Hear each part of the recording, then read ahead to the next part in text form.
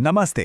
आज हम बात करेंगे इंडियन इंपोर्ट प्रोसेस के एक बहुत ही जरूरी डॉक्यूमेंट की, जो आपके पूरे शिपमेंट का कह सकते हैं भविष्य तय कर सकता है। इसका नाम है इंपोर्ट जनरल मैनिफेस्ट, जिसे हम शॉर्ट में आईजीएम कहते हैं। देखिए, ये सिर्फ एक कागज नहीं है, ये आपके बिजनेस के लिए या तो सफलता की चाबी है या फिर बहुत बड़ी मुश्किल की वजह। कभी वो फ्रस्ट्रेशन महसूस की है जब आपका कीमती सामान पोर्ट पर आ तो गया, लेकिन आप उसे छुड़ा ही नहीं पा रहे? ये एक ऐसा बुरा सपना है जो कई इंपोर्टर्स को झेलना पड़ता है, और इसमें सिर्फ टाइम ही नहीं, पैसा भी डूबता है। ज्यादातर मामलों में इन बड़ी बड़ी देरी के पीछे सिर्फ एक डॉक्यूमेंट होता है, वही इंपोर्ट जनरल मैनिफेस्ट।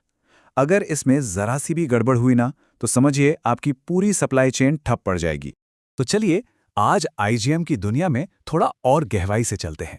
हम समझेंगे कि ये इंपोर्ट की नींव क्यों है, इसे फाइल कैसे करते हैं, मास्टर और हाउस आईजीएम में क्या फर्क है, गलतियां करने पर क्या-क्या दिक्कतें और पेनाल्टीज लगती हैं, और आखिर में ये भी देखेंगे कि ये बाकी कस्टम्स डॉक्यूमेंट से अलग कैसे है।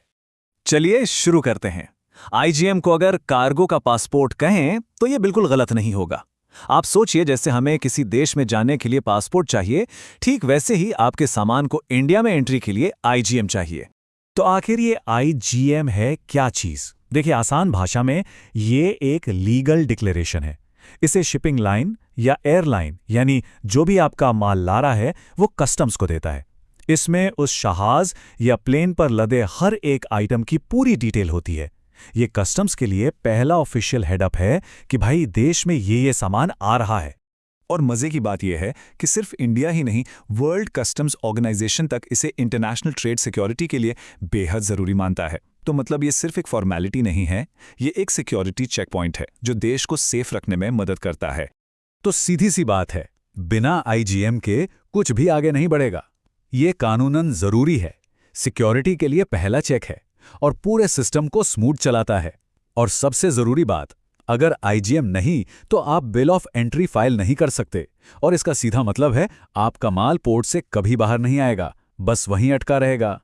ठीक है, तो अब हमें ये तो पता चल गया कि आईजीएम क्या है। अब सवाल ये उठता है कि इसकी प्रोसेस क्या है, मतलब इसे फाइल कौन करता है, कब करता है और कैसे करता है।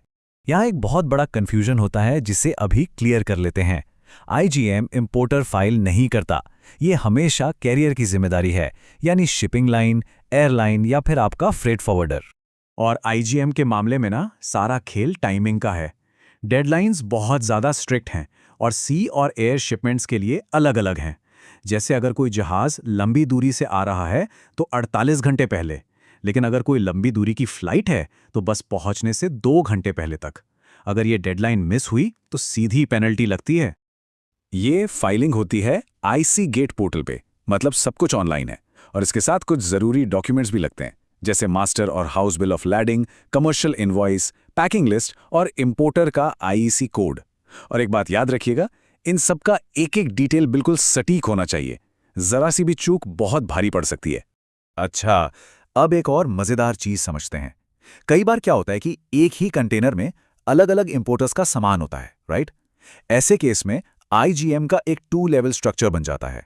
इसे ऐसे समझिए, जो मेन कैरियर है, मतलब शिपिंग लाइन या एयरलाइन, वो पूरे कंटेनर के लिए एक मास्टर आईजीएम फाइल करता है, और फिर इसके अंदर जो फ्रेट फॉरवर्डर है, वो हर छोटे छोटे शिपमेंट के लिए एक हाउस आईजीएम फाइल करता है। इससे कस्टम्स को पता रहता है कि उस बड़े कंटेनर के अंदर किस किस का माल है, और इन दोनों का आपस में मैच होना बहुत ही ज्यादा जरूरी है। अब बात करते हैं उस सिचुएशन की जिससे हर कोई बचना चाहता है। क्या होता है जब चीजें गड़बड़ हो जाती हैं? अगर आईजीएम में कोई गलती हो जाए या रूल्स फॉलो ना हो तो? सीधा सीधा जवाब है पेनाल्टी। कस्टम्स एक्ट के मुताबिक अगर आईजीएम देर से फाइल हुआ या उसमें कोई भी जानकारी गलत हुई तो 50,000 रुपए तक का जुर्माना लग सकता है। जी हाँ, 50,000। और ये कोई छोटी मोटी रकम नहीं है जिसे नजरअंदाज किया जा सके। और पता है गलतियां होती कैसी हैं? बहुत ही छोटी छोटी, जो पेनाल्टी और डिले का कारण बनती हैं। कंटेनर नंबर में एक डिजिट गलत हो गया, इंपोर्टर के नाम की स्पेलिंग में गड़बड़ हो गई, या फिर वजन थोड़ा ऊपर नीचे हो गया। बस इतनी सी गलती भी आपके शिपमेंट को रोक सकती है। इसीलिए कहते हैं, हर डिटेल को डबल चेक, ट्रिपल चेक करना बहुत जरूरी है। देखिए, आईजीएम में हुई देरी का असर सिर्फ पेनल्टी पर खत्म नहीं होता, ये एक चेन रिएक्शन शुरू कर देता है। सबसे पहले तो आपको डेमरेज और डिटेंशन चार्जेस लगने शुरू हो जाते हैं, जो हजारों लाखों में जा सकते हैं। अगर आपका रॉ मटेरियल फंसा है तो आपकी प्रोडक्शन लाइन रोक सकती है, और ऊपर से आपका कंप्लायंस रिकॉर्ड खराब होता है, सो अलग। मतलब भविष्य में आपके हर शिपमेंट पर कस्टम्स की पैनी नजर रहेगी। तो अगर गलती हुई गई है तो क्या कोई रास्ता है? हाँ, है।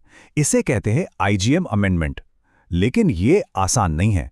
आपको कस्टम्स ऑफिसर के पास जाना होगा, एक फॉर्मल रिक्वेस्ट डालनी होगी, साथ में सारे सपोर्टिंग डॉक्यूमेंट्स देने होंगे, और जब वो अप्रूव करेंगे तब जाके आप नया सही आईजीएम सबमिट कर सकते हैं।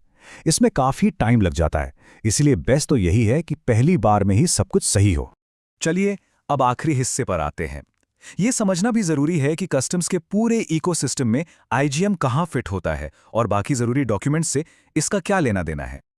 आईजीएम और बिल ऑफ एंट्री यानी बीओई, इन दोनों में लोग अक्सर कंफ्यूज हो जाते हैं। तो फर्क समझिए। आईजीएम एक तरह की सूचना है जो कैरियर सामान पहुंचने से पहले देता है। वो बता रहा है कि माल आ रहा है, जबकि बिल ऑफ एंट्री एक दावा है जो इंपोर्टर या उसका सीएचए यानी कस्टम हाउस एजेंट सामान पहुंचने के बाद फाइल करता है। वो कहता है कि ये मेरा माल है, मुझे दे दो। और जैसे आईजीएम होता है वैसे ही उसका एक भाई भी है, ईजीएम यानी एक्सपोर्ट जनरल मैनिफेस्ट। ये सिक्के के दो पहलुओं की तरह हैं। आईजीएम बताता है कि देश में क्या सामान आ रहा है और एजीएम बताता है कि देश से क्या सामान बाहर गया है। ये एक्सपोर्टर्स के लिए बहुत जरूरी होता है। तो अगर हम पूरे इंपोर्ट क्लियरेंस के फ्लो को देखें तो वो कुछ ऐसा है। स्टेप 1, कैरियर आईजीएम फाइल करता है। स्टेप 2, आईजीएम फाइल होने के बाद ही इंपोर्टर अपना बिल ऑफ एंट्री फाइल कर सकता है। और स्टेप 3, जब कस्टम्स सब कुछ चेक कर लेता है तब जाकर माल रिलीज होता है। तो आप देख सकते हैं, आईजीएम इस पूरी चेन की पहली और सबसे जरूरी कड़ी है। तो कुल मिलाके आईजीएम सिर्फ एक डॉक्यूमेंट नहीं है, ये इंडियन इंपोर्ट सिस्टम की बुनियाद है। इसे सही से करना मतलब है स्मूथ बिजनेस, और इसमें गलती का मतलब है महंगी देरी और सिरदर्द। तो अब सवाल ये उठता है कि क्या आपकी सप्लाई चेन की नींव इतनी मजबूत है कि वो आईजीएम कंप्लायंस की इन मुश्किलों से बच सके? ये जरूर सोचिएगा।